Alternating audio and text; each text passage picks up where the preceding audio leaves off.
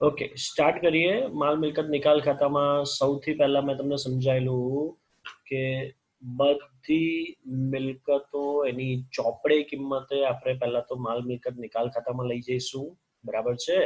એટલે માલ મિલકત નિકાલ ખાતાની ઉધાર બાજુ બધી મિલકતો, જેને શોર્ટમાં તમે લખી શકશો પરચુરણ મિલકત ખાતે, કૌંસમાં તમે લખેલું હશે ચોપડે કિંમતે, બરાબર છે? એવી રીતે તમામ જવાબદારી માલ મિલકત નિકાલ ખાતામાં જમા બાજુ લઈ જઈશું. અહીંયા લખેલું છે પરચુરણ દેવા અથવા પરચુરણ જવાબદારી, પાછું કઈ કિંમતે? ચોપડે કિંમતે. ટૂંકમાં પાકા સરવાળામાં જે પણ મિલકતો છે, જવાબદારી છે, જોગવાઈ છે, બધું આપણે માલ મિલકત નિકાલ ખાતામાં લઈ આવીશું. એ સિવાય ઘણી એવી બધી જે જવાબદારી છે અથવા જોગવાઈઓ છે જેને પણ તમે અહીંયા શું કરી શકશો, માલ મિલકત નિકાલ ખાતામાં આપણે લાવીશું. તો એવી ઘણી બધી જે જોગવાઈઓ છે એના નામ તમને અહીંયા આપેલા છે. એ તમારે કોક દાખલામાં હોય છે, ઘણા દાખલામાં નથી હોતી. તો તમારે એનું નામ યાદ રાખવાનું છે. ગાલખાદ અનામત, સારા ફંડ, દેવાદાર અથવા લેણી હુંડી વટાવ અનામત, આ બધી જોગવાઈઓ છે. એને પણ આપણે માલ મિલકત નિકાલ ખાતામાં જમા બાજુ પર લઈ જઈશું. તો આ રીતે આ જેટલા ખાતા છે બધા ખાતા બંધ થઈ ગયા, આનો મતલબ એવો થાય. અને બંધ કરીને આપણે કયા ખાતે આ બધાને લઈ આવ્યા છે? માલ મિલકત નિકાલ ખાતે. એટલે આ ખાતાઓમાં હવે કંઈ પણ જો વ્યવહાર થાય આગળ, તો આ ખાતાઓમાં અસર નથી આપવાની. કયા ખાતામાં અસર આપીશું આપણે હવેથી? માલ મિલકત નિકાલ ખાતે. એના પછી આપણે આગળ એવું જોઈ ગયા હતા કે હવે આ મિલકતોને વેચીશું, બરાબર છે? અને તમે મિલકતો વેચો એટલે મિલકતના ઉપજ્યા એવું કહેવાય. તો જેવું મિલકતના ઉપજ્યા હું તમને કહું એટલે મિલકતના પૈસા આવે એટલે તમે લખશો રોકડ બેંક ખાતે ઉધાર. અને મિલકતના ખાતા તો બધા બંધ કરી દીધા છે, પણ એની જગ્યાએ કયું ખાતું આપણે લખીશું? માલ મિલકત નિકાલ. તો જમા બાજુ પર તમને દેખાતું હશે રોકડ બેંક ખાતે મિલકતનું વેચાણ, બરાબર છે? હવે ઘણી વખત એવું થાય કે મિલકત કોઈ ભાગીદાર લઈ જાય, તો રોકડ બેંક ખાતાની જગ્યાએ આપણે શું લખીશું? ભાગીદારના મૂડી ખાતે, બરાબર છે? આવી રીતે જવાબદારી જો તમે આ આપેલી છે એને ચૂકવો, બરાબર છે, તો રોકડા જશે એટલે રોકડ બેંક ખાતે થાય જમા. પણ જવાબદારીનું ખાતું ઉધાર નથી કરવાનું, એના જગ્યાએ કયું ખાતું ઉધાર થાય? માલ મિલકત નિકાલ ખાતે. માલ મિલકત નિકાલ ખાતામાં ઉધાર બાજુ તમે લખેલું છે અહીંયા રોકડ બેંક ખાતે દેવાની ચૂકવણી. પણ એના જગ્યાએ જો કોઈ ભાગીદાર દેવું ચૂકવવાનું સ્વીકારે તો રોકડ બેંકની જગ્યાએ આપણે શું લખીશું? ભાગીદારના મૂડી ખાતે, બરાબર છે? ક્લિયર છે? હવે આ સિવાય આગળ વધીએ. હવે તમને એવી સિચ્યુએશન આપે કે એવી કોઈ મિલકત જે ચોપડે નોંધી ન હતી, ટૂંકમાં અહીંયા ચોપડે નથી નોંધાઈ, અને એવી મિલકત તમે વેચો છો, તો એને પણ આપણે કેવી રીતે? તો કે જે નોંધાયેલી મિલકત વેચી એની આપણે શું નોંધ કરીએ? તો કે રોકડ ખાતે ઉધાર, માલ મિલકત નિકાલ ખાતે જમા. આની પણ એવી જ સેમ નોંધ કરવાની. જો દેખાતું હશે રોકડ બેંક ખાતે, નહીં નોંધાયેલ મિલકતનું વેચાણ, બરાબર છે? ક્લિયર છે બધાને? એવી જ રીતે કોઈ જે જવાબદારી જે અહીંયા નોંધેલ નથી અને એવી જવાબદારી જો આપણે ચૂકવવાની થાય, બરાબર છે, તો વળી પાછું જેમ અહીંયા તમે જવાબદારી નોંધી હોય ને ચૂકવેલા, તો માલ મિલકત નિકાલ ખાતામાં ઉધાર બાજુ રોકડ બેંક ખાતે લખેલું, બરાબર છે? એવી જ રીતે સેમ રોકડ બેંક ખાતે લખીશું કઈ જવાબદારી? કે જે નોંધેલ નથી. ટૂંકમાં નોંધેલું હોય કે ના નોંધ્યું હોય, એની જે આપણે આમ નોંધ કરીશું, એની જે નોંધ કરીશું એમાં કોઈ ફરક પડતો નથી. એને આપણે માલ મિલકત નિકાલ ખાતે જ અસર આપવાની છે. ક્લિયર છે? તો બે આજે નવી વસ્તુ ઉમેરી મેં. નહીં નોંધેલ મિલકત વેચાય, માલ મિલકત નિકાલ ખાતામાં, રોકડ બેંક ખાતે લખો જમા બાજુ પર. અને નહીં નોંધેલ દેવાની ચૂકવણી કરો તો વળી બાજુ માલ મિલકત નિકાલ ખાતામાં ઉધાર બાજુ લખો રોકડ બેંક ખાતે. ક્લિયર છે બધાને? આગળ વધીએ હવે. ચાલો એના પછીનો નેક્સ્ટ ટોપિક, વિસર્જન ખર્ચની ચૂકવણી. બરાબર છે. એના પછીનો જે નેક્સ્ટ ટોપિક છે એ શું છે? વિસર્જન ખર્ચની ચૂકવણી. બરાબર છે. તો વિસર્જન ખર્ચની આપણે જ્યારે ચૂકવણી કરીએ, સૌથી પહેલા કાલે મેં તમને સમજાયેલું વિસર્જન ખર્ચ એટલે શું. કોઈ કહેશે મને વિસર્જન ખર્ચ એટલે શું? બોલો ભાવેશ. પેઢીના વિસર્જન સમયે કાયદાકીય જે ખર્ચ થાય છે અદાલત દ્વારા, એને વિસર્જન ખર્ચ કહેવાય. હા હા હા, એક્ઝેક્ટલી. એને આપણે શું કહીશું? વિસર્જન ખર્ચ કહીશું. બરાબર છે. તો આ વિસર્જન ખર્ચ જ્યારે તમે ચૂકવો છો તો તમે ધોરણ 11 પ્રમાણે જોઈએ તો એવું કહેવાય કે વિસર્જન ખર્ચ ખાતે ઉધાર તે રોકડ ખાતે જમા. પણ મેં ફરીથી કાલે સમજાયેલું ફરીથી સમજાવીશ કે માલ મિલકત નિકાલ ખાતું જ એકલું ખુલ્લું રાખીશું. વિસર્જન વખતે બાકી બધા ખાતા ધીમે ધીમે બંધ કરવાના. એવા ટાઈમે તમે જો નવું વિસર્જન ખર્ચ ખાતું ખોલો તો એનો કોઈ મતલબ રહેતો નથી. તો એટલા માટે વિસર્જન ખર્ચને ઉધાર કરવાની જગ્યાએ આપણે શું કરીશું? માલ મિલકત નિકાલ ખાતે ઉધાર. તો એના ઉધાર બાજુ લખેલું છે રોકડ બેંક ખાતે, નીચે લખેલું છે વિસર્જન ખર્ચની ચૂકવણી. બરાબર છે? ક્લિયર છે બધાને? પાક્કું? આગળ વધીએ. જો કોઈ ભાગીદાર એવું કહે કે હું મહેનતાણું ચૂકવીશ અથવા હું વિસર્જન ખર્ચ ચૂકવીશ, તો એ જે બી ખર્ચ ભાગીદાર ચૂકવે છે તો ખર્ચ તો છે જ, પણ કોઈ ખર્ચનું નામ નથી લખતા આપણે. એટલે ખર્ચની જગ્યાએ લખીશું માલ મિલકત નિકાલ ખાતે ઉધાર તે ભાગીદારના મૂડી ખાતે જમા. જો રોકડા જાય તો રોકડ ખાતે જમા, અને જો ભાગીદાર ચૂકવે તો તે ભાગીદારના મૂડી ખાતે જમા. બરાબર છે? ક્લિયર છે? અને છેલ્લે તમે આ જે માલ મિલકત નિકાલ ખાતું છે બંધ કરીશું. આટલી મેક્સિમમ સિચ્યુએશન. બરાબર છે? જો જોડે જોડે લખતા હોય તો આટલી મેક્સિમમ સિચ્યુએશન છે, આનાથી આગળ વધારે નથી. છેલ્લે માલ મિલકત નિકાલ ખાતે બંધ કરીએ. તો કેવી રીતે બંધ કરવાનું? પુનઃમૂલ્યાંકન ખાતું બંધ કરતા હતા સેમ એ જ રીતે. યાદ છે કોઈને પુનઃમૂલ્યાંકન ખાતું કેવી રીતે બંધ કરતા હતા?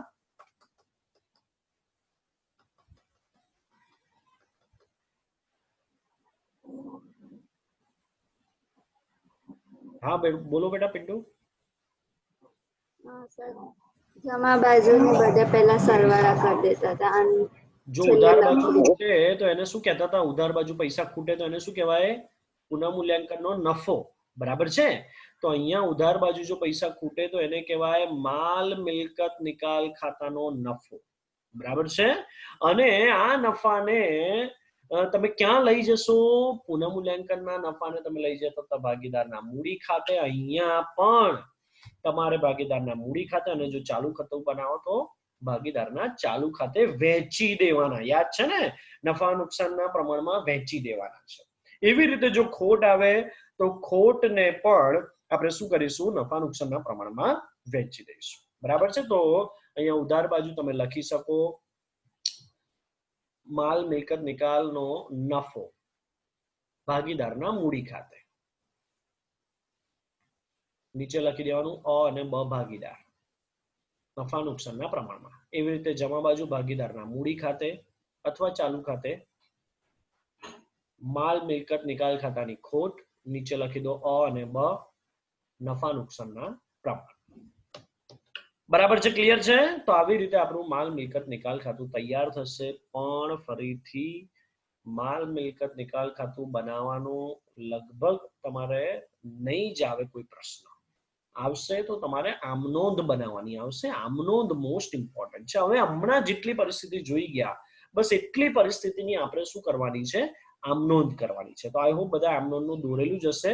આમનોંધ સ્ટાર્ટ કરીએ. ચાલો લખો આમનોંધ. સૌથી પહેલી એક સિચ્યુએશન લખાઈશ, એના નીચે એની તમારે આમનોંધ લખવાની છે. બરાબર છે? લખો પહેલી સિચ્યુએશન બધા. સૌથી પહેલી સિચ્યુએશન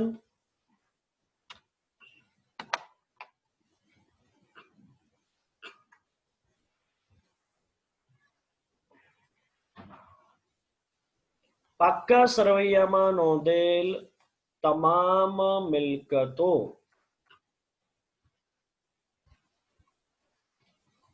કૌંસમાં લખજો રોકડ બેંક ખાતા સિવાય તમામ મિલકતો કૌંસમાં રોકડ બેંક ખાતા સિવાય. માલ મિલકત નિકાલ ખાતે લઈ ગયા. શું થશે આમ નોંધ? કોણ બનાવશે આમ નોંધ? અને કૌંસમાં પાછું લખવાનું ચોપડે કિંમતે. બોલો, મિલકતો તમે માલ મિલકત નિકાલ ખાતે ચોપડે કિંમતે લઈ જાઓ, શું થશે આમ નોંધ?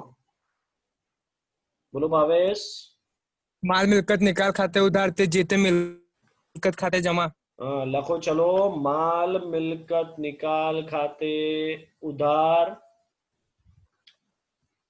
તે તમામ મિલકત ખાતે જમા. બરાબર છે?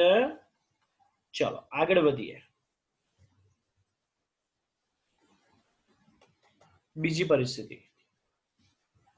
તમામ જવાબદારી માલ મિલકત નિકાલ ખાતે લઈ જવામાં આવે ત્યારે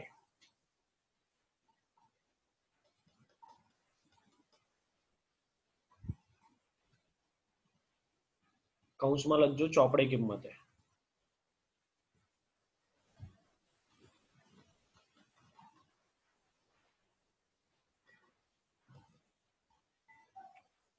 તો લખો આમ નોંધ. તમામ જવાબદારી ખાતે ઉધાર તે માલ મિલકત નિકાલ ખાતે જમા. તો આ બધી જવાબદારી ઉધાર થઈ જશે અને માલ મિલકત નિકાલ ખાતું શું થઈ જશે? જમા થઈ જશે. બરાબર છે બેટા? આગળ વધીએ. હવે જવાબદારી હું કહું એટલે એની અંદર જોગવાઈ પણ આવી ગઈ, એટલું સમજવાનું. બરાબર છે? તો એની અલગ આમનોંધ નથી લખાવતો, આ જ સેમ આમનોંધ થશે. ઓકે, ચલો એના પછી ત્રીજા નંબરની પરિસ્થિતિ લખો. જ્યારે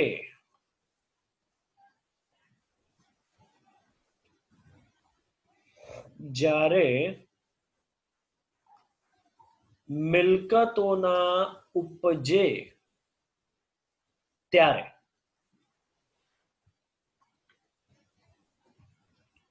ચલો લખો આમ નોંધ. મિલકતના ઉપજે એટલે રોકડા આવશે, તો લખો રોકડ બેંક ખાતે ઉધાર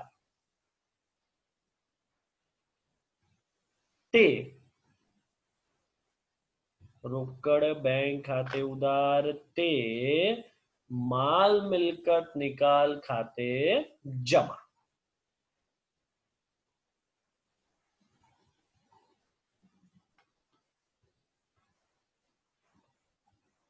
ચાલો એના પછીની ચોથી પરિસ્થિતિ. જ્યારે કોઈ ભાગીદાર મિલકત લઈ જાય ત્યારે કોણ કહેશે આમ નોંધ?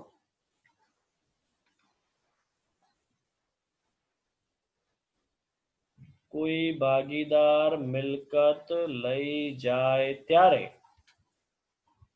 બોલો આમ નોંધ. બોલો બેટા.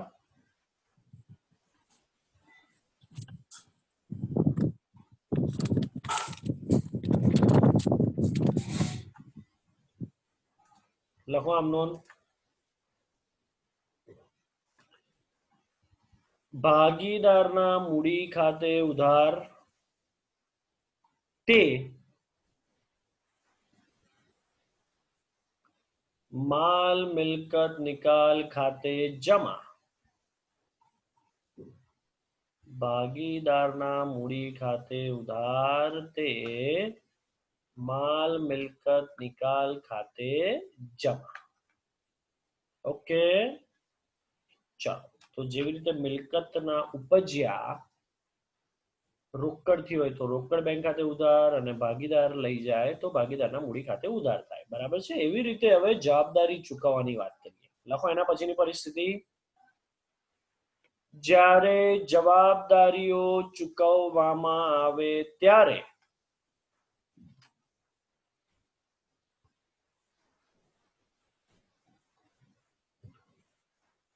માલ મિલકત નિકાલ ખાતે ઉધાર તે રોકડ બેંક ખાતે જમા. માલ મિલકત નિકાલ ખાતે ઉધાર તે રોકડ બેંક ખાતે જમા. એના પછીની પરિસ્થિતિ, જ્યારે જવાબદારી ભાગીદાર ચૂકવવાનું સ્વીકારે ત્યારે.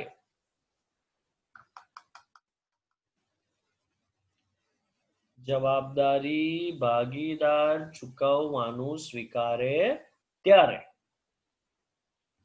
માલ મિલકત નિકાલ ખાતે ઉધાર તે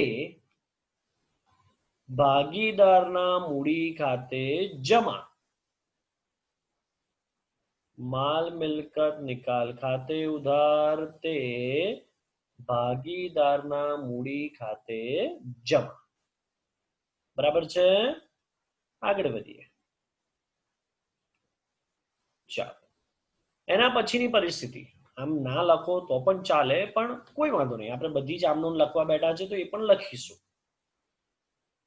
નહીં નોંધાયેલ મિલકત, નહીં નોંધાયેલ મિલકત ના ઉપજે ત્યારે. બરાબર છે? શોર્ટમાં એટલું યાદ રાખવાનું, નોંધાયેલું હોય કે ના નોંધાયેલું હોય, વિસર્જન કરો અને ક્યાંયથી પણ પૈસા આવે એટલે આ આમનોંધ લખવાની. બરાબર છે? તો લખો આમનોંધ, રોકડ બેંક ખાતે ઉધાર તે રોકડ બેંક ખાતે ઉધાર તે માલ મિલકત નિકાલ ખાતે જમા. રોકડ બેંક ખાતે ઉધાર તે માલ મિલકત નિકાલ ખાતે જમા. બરાબર છે? ક્લિયર છે? ચલો, એવી જ રીતે વિસર્જનના સમયે જ્યારે કોઈ પણ જવાબદારી હોય, બરાબર છે, એ જવાબદારી નોંધેલી હોય કે ના નોંધેલી હોય, અથવા કોઈ ખર્ચ કરેલો હોય નોંધેલો હોય કે ના નોંધેલો હોય, કોઈ પણ નહીં નોંધાયેલ ખર્ચ કરો કે નહીં નોંધાયેલ જવાબદારી ચૂકવો, પૈસા જાય, એટલે પૈસા જાય તો રોકડ બેંક થશે જમા, અને કોઈ નવું ખાતું નથી ખોલવાનું, એટલે માલ મિલકત નિકાલ ખાતું શું થશે? ઉધાર. તો લખો, નહીં નોંધેલ જવાબદારી ચૂકવવામાં આવે ત્યારે. નહીં નોંધેલ જવાબદારી ચૂકવવામાં આવે ત્યારે માલ મિલકત નિકાલ ખાતે ઉધાર તે રોકડ બેંક ખાતે જમા. માલ મિલકત નિકાલ ખાતે ઉધાર તે રોકડ બેંક ખાતે જમા. બરાબર છે? ક્લિયર છે? ચલો, એના પછીની સિચ્યુએશન, વિસર્જન ખર્ચ ચૂકવવામાં આવે ત્યારે. વિસર્જન ખર્ચ ચૂકવવામાં આવે ત્યારે માલ મિલકત નિકાલ ખાતે ઉધાર તે રોકડ બેંક ખાતે જમા. માલ મિલકત નિકાલ ખાતે ઉધાર તે રોકડ બેંક ખાતે જમા. બરાબર છે? ક્લિયર છે? આ ઓકે. અને અંતે બે હવે આમ નોંધ રહી, માલ મિલકત નિકાલ ખાતાના નફાની અને માલ મિલકત નિકાલ ખાતાના ખોટની આમ નોંધ. બરાબર છે? લખો ચલો, જ્યારે માલ મિલકત નિકાલ ખાતે નફો થાય ત્યારે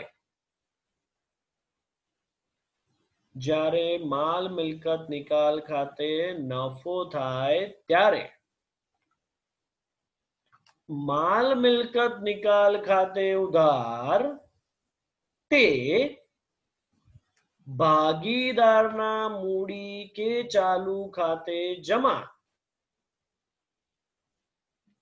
નીચે કૌંસમાં લખવાનું નફા નુકસાનના પ્રમાણમાં. ફરીથી આમ બોલું છું, માલ મિલકત નિકાલ ખાતે ઉધાર તે ભાગીદારના મૂડી અથવા ચાલુ ખાતે જમા, કૌંસમાં નફા નુકસાનના પ્રમાણમાં. બરાબર છે. એવી જ રીતે છેલ્લી સિચ્યુએશન, જ્યારે માલ મિલકત નિકાલ ખાતે ખોટ જાય ત્યારે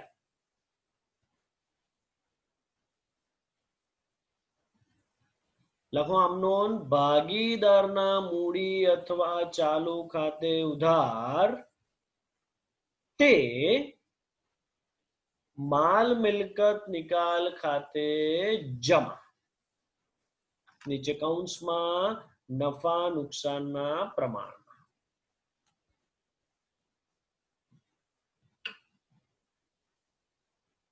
બરાબર છે? ક્લિયર છે? કાલે હોમવર્કમાં જેટલી આમ નોંધ લખી છે મોઢે કરીને ફરીથી લખીને બતાવવાની છે. બરાબર છે? ક્લિયર છે બધાને? ઓકે, ચલો હમણાં 2-5 મિનિટ આપું છું મોઢે કરવા માટે, પછી એક સિચ્યુએશન હું બોલીશ, તમારે એની આમ નોંધ બોલવાની છે. ઓકે, ચલો, your time starts now. Okay, ચલો ધ્યાનથી સાંભળજો. હું દરેક આમ નોંધ ફરીથી સિચ્યુએશન વાઇઝ બોલી જાઉં છું. કાલે તમારે મોઢે કરીને તમારે બોલવાનું છે. બરાબર છે? સૌથી પહેલા આપણે શું આવશે તો કે તમામ મિલકતો ચોપડે કિંમત લઈ જવામાં આવે ત્યારે, તમામ મિલકતો ચોપડે કિંમતમાં લઈ જઈએ તો માલ મિલકત નિકાલ ખાતે ઉધાર થશે અને તમામ મિલકતો ખાતે શું થઈ જશે? જમા થશે. બરાબર છે? એના પછીની બીજી સિચ્યુએશનમાં શું થશે? તમામ જવાબદારી આપણે ક્યાં લઈ જઈશું તો કે માલ મિલકત નિકાલ ખાતે લઈ જઈશું. એટલે શું થશે? આમનો જવાબદારીઓ ખાતે ઉધાર તે માલ મિલકત જવાબદારી ખાતે ઉધાર તે માલ મિલકત નિકાલ ખાતે જમા. બરાબર છે? ત્યાર પછી ત્રીજી સિચ્યુએશન, તમામ મિલકતો આના ઉપજ્યા, રોકડેથી ઉપજ્યા, મિલકતો વેચશો અને એના રોકડા ઉપજ્યા તો આમનો થશે રોકડ બેંક ખાતે ઉધાર તે માલ મિલકત નિકાલ ખાતે જમા. બરાબર છે? એના પછી કોઈ ભાગીદાર જો જવાબદારી મિલકત લઈ જાય તો એની આપણે આમનો શું કરીશું તો પેલામાં રોકડા આવતા હતા, રોકડ હટાવી દેવાના, એની જગ્યાએ શું લખવાના? ભાગીદારના મૂડી ખાતે ઉધાર તે માલ મિલકત નિકાલ ખાતે જમા. બરાબર છે? એવી રીતે જો જવાબદારી આપણે રોકડેથી ચૂકવીએ, જો જવાબદારી રોકડેથી ચૂકવીએ તો શું થશે? માલ મિલકત નિકાલ ખાતે ઉધાર તે રોકડ બેંક ખાતે જમા. અને જો કોઈ ભાગીદાર જવાબદારી ચૂકવવાનું સ્વીકારે તો માલ મિલકત નિકાલ ખાતે ઉધાર તે ભાગીદારના મૂડી ખાતે જમા. ત્યાર પછી એવું જોઈ ગયા આપણે કે કોઈ નહીં નોંધાયેલ મિલકત ના ઉપજે તો રોકડા આયા, રોકડ ખાતે ઉધાર તે માલ મિલકત નિકાલ ખાતે જમા. એવી જ રીતે કોઈ નહીં નોંધાયેલી જો તમે જવાબદારી ચૂકવો તો એની માટે શું થશે? નહીં નોંધેલ જવાબદારી ચૂકવીએ તો તમારે જે પણ જવાબદારી છે એના પૈસા જશે, રોકડા જાય. એટલે શું કરીશું આપણે તો કે માલ મિલકત નિકાલ ખાતે ઉધાર તે રોકડ બેંક ખાતે જમા. ત્યાર પછી જો વિસર્જન ખર્ચ થાય તો એની આમ નોંધ શું કરવાની? માલ મિલકત નિકાલ ખાતે ઉધાર તે રોકડ બેંક ખાતે જમા. બરાબર છે? અને અંતે બે આમ નોંધ, માલ મિલકત નિકાલ ખાતામાં જો ઉધાર બાજુ પૈસા ખૂટે તો એને નફો કહીશું અને જમા બાજુ પૈસા ખૂટે તો એને કહીશું ખોટ. બરાબર છે? તો જો ઉધાર બાજુ પૈસા ખૂટે, જો નફો થાય તો આમ નોંધ કરીશું માલ મિલકત નિકાલ ખાતે ઉધાર તે ભાગીદારના મૂડી ખાતે જમા એમના નફા નુકસાનના પ્રમાણમાં. અને એવી જ રીતે જો ખોટ જાય તો શું કરીશું આપણે? ભાગીદારના મૂડી ખાતે ઉધાર તે માલ મિલકત નિકાલ ખાતે જમા નફા નુકસાન. બરાબર છે? ક્લિયર છે બધાને? તો કાલે આમનો મોડે કરીને આવવાની છે, એટલે આગળ આપણે ઉદાહરણ નંબર 1 સ્ટાર્ટ કરીશું. ઉદાહરણ નંબર 1 મોસ્ટ ઇમ્પોર્ટન્ટ, પરીક્ષા માટે ઉદાહરણ નંબર 1 જ મોસ્ટ ઇમ્પોર્ટન્ટ છે, એટલું યાદ રાખજો. બાકીના જે આગળના દાખલા આપેલા છે, યસ પ્રેક્ટિસ કરીશું, થોડા ઘણા દાખલા એના જોઈશું, ગણીશું, પણ ઉદાહરણ નંબર 1 જ બહુ પરફેક્ટલી કરવાનું છે. એમાંથી જ તમને 3 માર્ક્સનો પ્રશ્ન મળશે. બરાબર છે? તો આજે આપણે અહીંયા સ્ટોપ કરીએ. Thank you so much. 1-2 દિવસ પછી મંડે થી તમારા સ્ટેટના વિડીયોઝ પણ હું મોકલતો રહીશ, તો એને પણ તમે જોઈ શકશો ચેપ્ટર 2 માટે. Okay, thank you so much. કાલે મળીએ સેમ ટાઈમ.